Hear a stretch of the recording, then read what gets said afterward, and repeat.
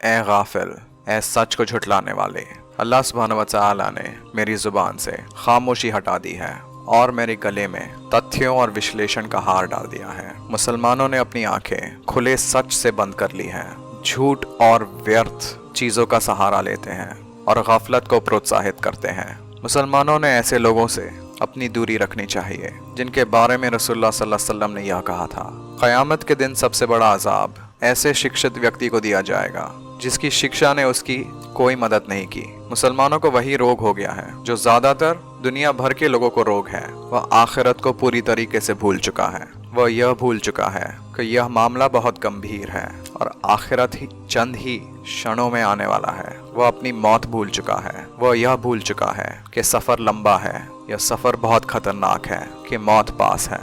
उसे अल्लाह सुब्हानहू व तआला के सामने खड़ा होना है और सारे रास्ते बंद होते जा रहे हैं। शिक्षित वह हैं जो यह रास्तों पर लोगों का मार्गदर्शक करते हैं। वह रसूलों के खलीफा हैं, पर समय ख़त्म होते जा रहा है। यही मार्गदर्शक शैतान बन चुके हैं और अपनी निजी ज़िंदगी में बहुत ज़्यादा गुनाह करते हैं और लगभग सारे के सारे मार्गदर्शक ज़िंदगी के लुत्फ़ उठा रहे हैं। अपनी गफलत में लोगों को गुमराह कर रहे हैं। उनको सही गलत और गलत सही लगता है। इस्लाम की पढ़ाई, इस्लाम का विश्लेषण, इस्लाम का मायने का विश्लेषण, इस्लाम का सही प्रस्तुत करना पूरी दुनिया में बंद हो चुका है। इस्लाम का नूर पूरी दुनिया से उठता जा रहा है। अल्लाह सुब्हानहू व तआला अपनी कुरान में कहते हैं कि अल्लाह गवाह, कोई इलाह नहीं उनके अलावा, और यही गवाही फरिश्ते देते हैं और यही गवाही शिक्षित लोग देते हैं। देखिए किस तरह अल्लाह सुब्हानहू व तआला ने अपने बाद फरिश्तों को रखा और उसके बाद शिक्षित लोगों को रखा। इससे आप समझ सकते हैं कि शिक्षित लोगों का दर्जा अल्लाह सुब्हानहू व तआला के सामने कितना ज़्यादा बड़ा है।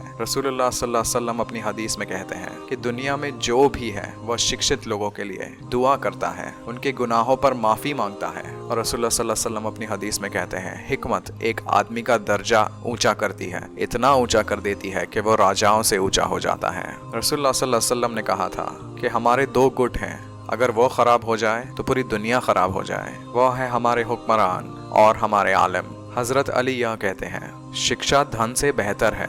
धन की आपको सुरक्षा करनी पड़ती है, शिक्षा आपकी सुरक्षा करता है। खर्चा करके धन कम होता है, पर शिक्षा खर्चे पे ज़्यादा होती है। एक शिक्षित आदमी जब मरता है, इस्लाम पे इतनी बड़ी आफत आ जाती है जो हटाई नहीं जा सकती। सभी लोगों को सम्मान उनकी शिक्षा के हिसाब से मिलता है। जो अशिक्षित हैं वह शिक्षित लोगों के दुश्मन हैं और पूरी दुनिया में सिर्फ शिक्षित जीवित हैं। जो अशिक्षित हैं वह मरे हुए हैं। यह शिक्षा क्या होती है? इसमें दुनियावी शिक्षा और धार्मिक शिक्षा का क्या स्थान है? एक छात्र और एक शिक्षक, इनके क्या कर्तव्य हैं? आज मुसलमानों की स्थिति शिक्षा की तरफ कैसी है और आज के मुसलमान क्या कर सकते हैं? सत्यमेव जयते यूट्यूब चैनल में आपका स्वागत है।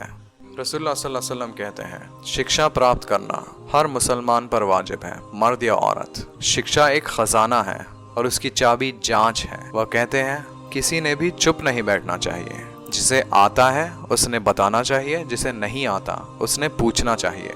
शिक्षा का एक छोटा भाग, इसके बारे में जांच करना, इसे हर दृष्टिकोण से देखना और इसे पूरी तरह समझना, यह रात में 1000 रकातें पढ़ने से बेहतर है या 1000 जनाजों पर जाने से बेहतर है।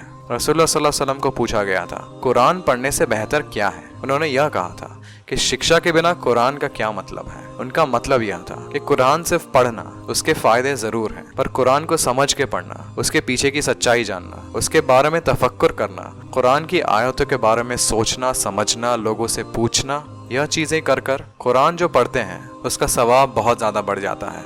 हजरत उमर कहते थे कि अगर 1000 लोग भी अगर इस्लाम में मरे तो इस्लाम को इतना ज़्यादा प्रभाव नहीं पड़ेगा जो एक शिक्षित आदमी, जो शिक्षा सही पैमाने पर जानता है, जो लोगों को समझाता है, उसकी अगर मौत हो तो।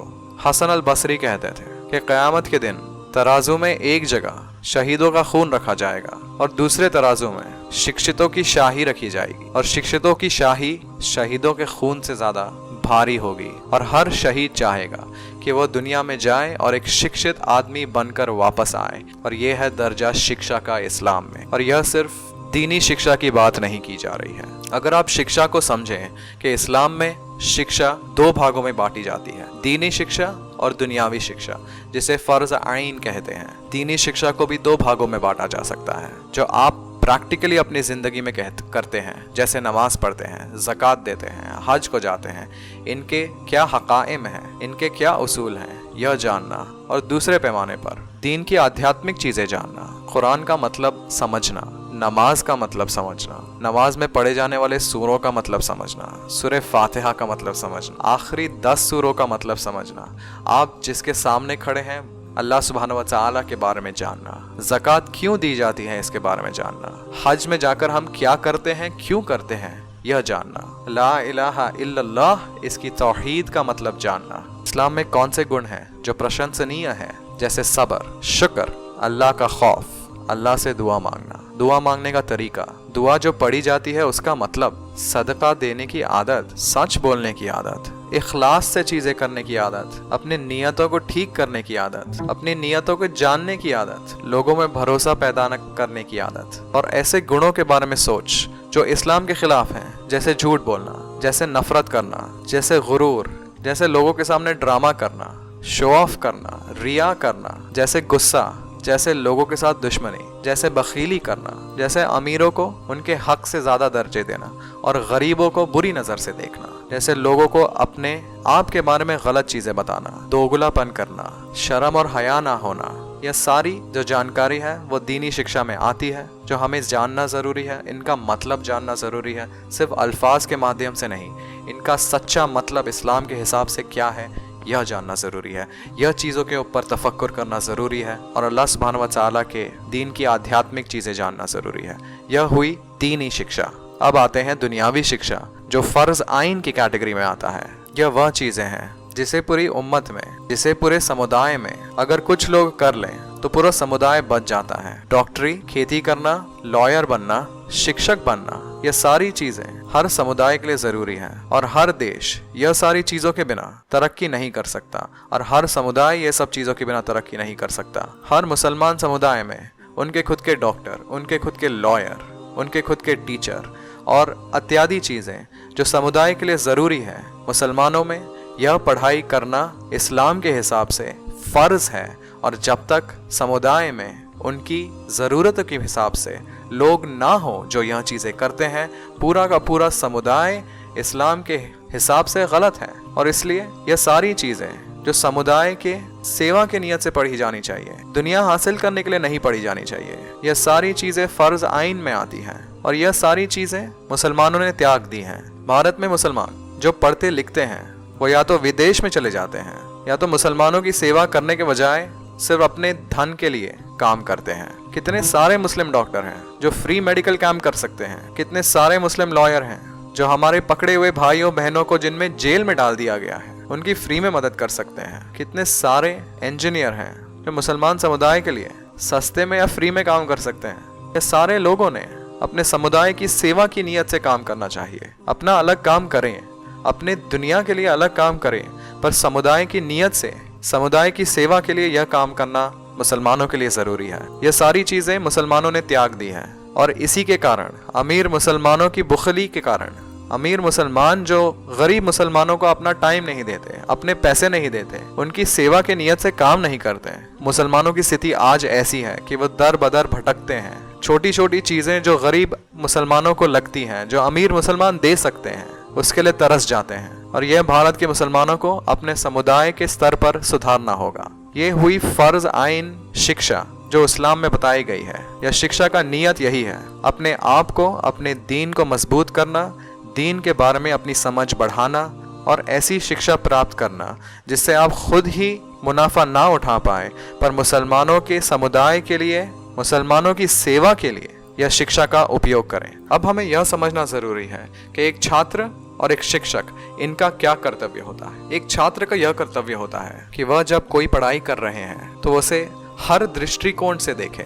भारत में और मुसलमानों में यह प्रथा है कि रट लो, चीज़ों को बाय हार्ट कर लो, चल जाएगा। उनका मतलब समझना, उनके बारे में सोच विचार करना, उनके बारे में अपने माता पिता से बात करना, अपने दोस्तों से बात करना, जिज्ञासा पैदा करना, ताकि आप हर दृष्टिकोण से एक चीज़ को समझ पाएं।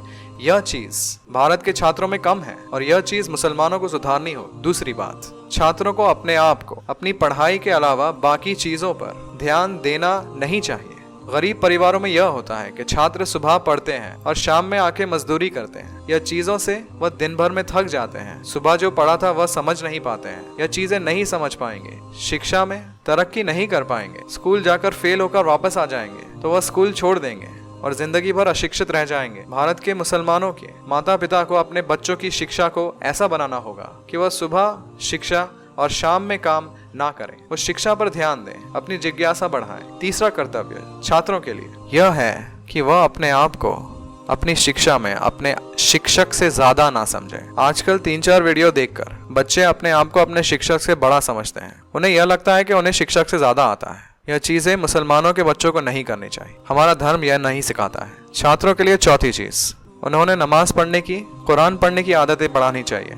रसूलुल्लाह सल्लल्लाहु अलैहि वसल्लम कहते थे, हमारे धर्म की नींव सफाई है तो बाहर की सफाई और दिल की सफाई जरूरी है। और दिल की सफाई और दिमाग की सफाई सिर्फ नमाज पढ़ना, कुरान पढ़ने से बढ़ सकती है। नमाज में क्या पढ़ा जा रहा है वह समझना जरूरी है। कुरान में क्या लिखा है यह समझना जरूरी है, बल्कि वह नहीं कि अरबी अल्फाज कोई पढ़ लिए, कुछ समझा नहीं और खुद समझ लिया कि हमने कुरान पढ़ लिया। यह सारे कर्तव्य जानने के बाद हमें यह जानना ज़रूरी है, और जो बहुत ज़्यादा ज़रूरी बात है जो देश में मुसलमानों के लिए नहीं की जा रही है, वह यह है कि शिक्षक के क्या कर्तव्य होने चाहिए। शिक्षक को नम्रता दिखाकर अपने बच्चों को खुद के बच्चे समझना ज़रूरी है। रसूलुल्लाह सल्लल्लाहु अलैहि वसल्लम यह कहते थे, मैं आपके लिए ऐसा हूँ जैसे एक पिता अपने बच्चे के लिए होता है। रसूलुल्लाह सल्लल्लाहु अलैहि वसल्लम हमारे शिक्षक थे। वह हमें दुनियावी तौर पर भी बचाना चाहते थे, आखिरत के तौर पर भी बचाना चाहते थे, और शिक्षक की यही उद्देश्य होता है। आपके माता पिता तो आपको सिर्फ पैदा करते हैं। एक शिक्षक वह शिक्षक है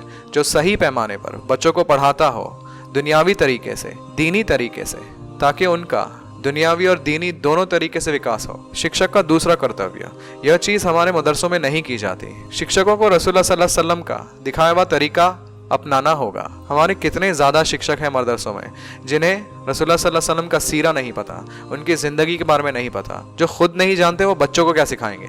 और शिक्षकों का जो उद्देश्य है बच्चों को पढ़ाने के लिए, वो पैसे प्राप्त करना नहीं होना चाहिए। पैसे जो अपनी ज़रूरत के हिसाब से है वह ले लें, पर उनका उद्देश्य बच्चों को दुनियावी और दीनी तरीके से सुधारना होना चाहिए। शिक्षकों का अगला कर्तव्य कि वह अगले शिक्षकों के बारे में मजाक ना उड़ाएं, अगले विषयों को छोटा ना दिखाएं। कुरान पढ़ना, कुरान का मतलब समझना, कुरान की तजवीद, कुरान को सही तरीके से पढ़ना, नमाज पढ़ना, नमाज का मतलब, सूरों का मतलब, यह सारी चीज़ें ज़रूरी है। जैसे आप जानते हैं विज्ञान और गणित और इतिहास, यह तीनों चीज़ें ज़रूरी है। एक बच्चे को सही तरीके से शिक्षा देना, यह तीनों चीज़ों का काफ़ी बड़ा योगदान होता है। एक शिक्षक दूसरे शिक्षक को छोटा ना दिखाए, दूसरे विषय को छोटा ना दिखाए। शिक्षकों का अगला कर्तव्य, वह मुनाफिक हरकतें ना करें, बच्चों को कुछ और सिखाएं और ज़िंदगी में कुछ और करें। भारत के मुसलमानों में यह बहुत बड़ी समस्या है। हमारे जो शिक्षक हैं मदरसों में बच्चों को कहते हैं झूठ मत बोलो, बच्चों को कहते हैं चोरी मत करो, पर खुद ज़कात की चोरी करते हैं। बड़े पैमाने पे ऐसे शिक्षक हैं और मुसलमानों को सतर्क रहना होगा ऐसे लोगों से। ऐसे लोगों ने अपने बच्चों को सिखाना नहीं चाहिए। इस सारी स्थिति में भारत के मुसलमान क्या कर सकते हैं? इसमें दोनों तरीके से कर्तव्य जरूरी है। भारत के अमीर मुसलमानों के कर्तव्य और भारत के गरीब मुसलमानों के कर्तव्य। भारत में जो अमीर मुसलमान हैं, जिनके पास साधन है, वह अपना टाइम दें। जो डॉक्टर हैं